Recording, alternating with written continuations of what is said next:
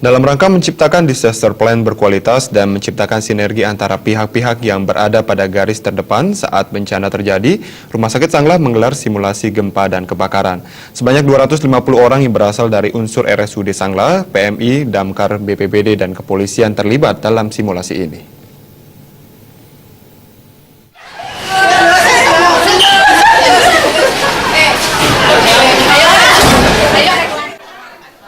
Menurut Dr. Ken Wirahadi, selaku tim keamanan, kesehatan, dan keselamatan K3 RSUD Sanglah, menuturkan, simulasi kali ini dimulai dengan terjadinya gempa yang berdampak terhadap salah satu ruang perawatan di RSUD Sanglah.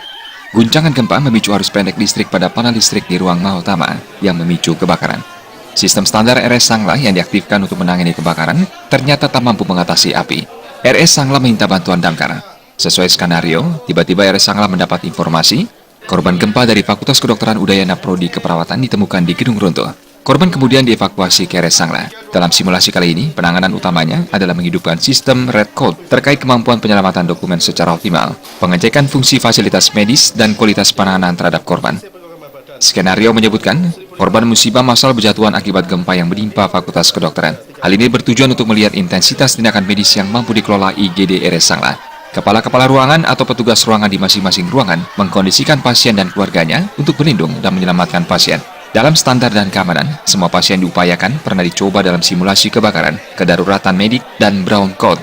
Mengantisipasi simulasi tidak mengganggu pasien asli di IGD, pihak RS Sanglah menggunakan jalur khusus, yaitu jalur UGD di pintu samping.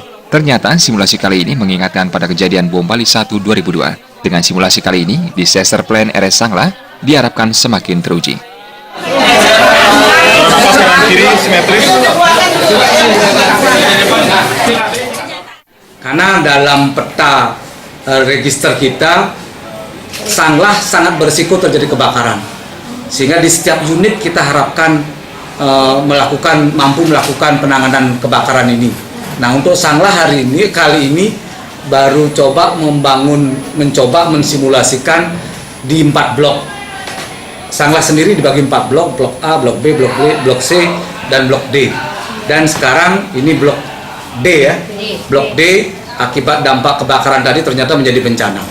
Kami sampai mampu membuat suatu disaster plan dalam hal bencana kan karena pengalaman 2002, 2005, kemudian ada turbulen, kemudian ledakan-ledakan dari tabung gas, semua itu menjadi bahan acuan kita dalam menyusun suatu disaster plan. Dr. Ken Wirahadi mengakui Sanglah memang rawan kebakaran yang terkait keberadaan ruang divisi laundry, divisi gizi, ruang genset, boiler, jaringan perkabelan yang masih beresiko, dan fasilitas medis berbasis elektronik. Harapannya Sanglah lebih siap dalam menghadapi kemungkinan terburuk.